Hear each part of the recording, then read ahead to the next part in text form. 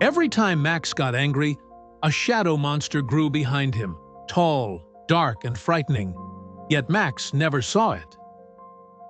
His friends did.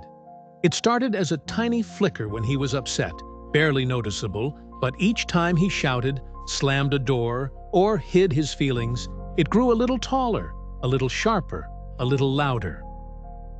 One morning at school, Max and his best friend Leo were building a cardboard tower for a class project. It wobbled a little, and Leo gently adjusted the top piece, but the tower collapsed with a soft crash. Max's heart jumped, embarrassment mixing with frustration, and he snapped, "Why would you touch it? You ruined everything!" Leo stepped back, startled, not because of Max's words, but because the shadow behind him suddenly swelled into a huge, jagged monster. Leo's eyes widened in fear and he quietly whispered, "Max, stop!" before backing away and running out of the room. When Max turned to follow him, the monster shrank into nothing, leaving Max confused, angry, and strangely hollow. That night, Max found a strange note slipped under his bedroom door. "Your feelings are trying to speak." It wasn't signed. Max frowned, thinking it was a prank, but a soft glow filled his room. From the window floated a tiny creature with warm, golden light. Lumi. She looked like a star with wings. "Max," she said gently, "your shadow monster is real. It grows when you hide your feelings and explodes when they get too big." Max shook his head, refusing to believe it. But Lumi touched his hand and showed him tiny memories.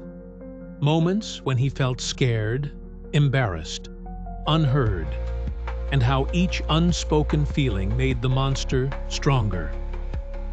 Before Max could understand, a deep rumble shook his neighborhood. The shadow monster, enormous and uncontrollable, had broken free, towering over rooftops, sending birds scattering and families hurrying indoors. Max's chest tightened with panic as he watched the creature roar, each echo filled with all the feelings he never said aloud. Lumi looked at him with urgent eyes. "Only you can stop it. Not by fighting, but by feeling." Trembling, Max stepped forward.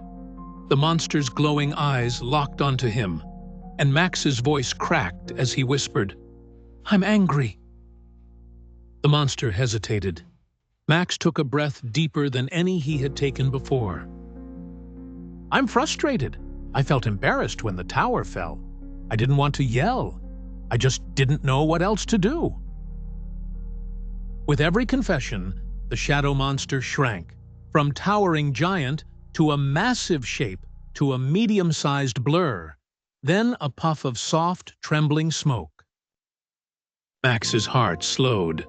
The shadow drifted into his palms like warm mist and disappeared. The next day, Max found Leo sitting under their favorite tree, knees hugged to his chest. Max sat beside him without speaking at first. Then he said softly, "I'm sorry. I wasn't angry at you. I was embarrassed and scared, and I didn't know how to say that."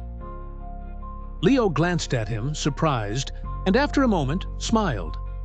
"We can try again," he said, holding out a fresh piece of cardboard. Together, they rebuilt the tower, this time slowly, carefully, and with laughter.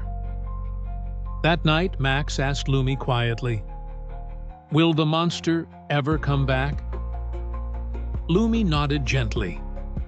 "Feelings will always visit. Sometimes they'll be loud. Sometimes they'll be confusing. But when you talk about them, they stay small. When you hide them, they grow big and scary." Max looked up at the stars, feeling calmer than he had in a long time. He finally understood something powerful. Courage doesn't mean having no feelings. It means naming them. From that day forward, Max didn't fear his shadow monster anymore.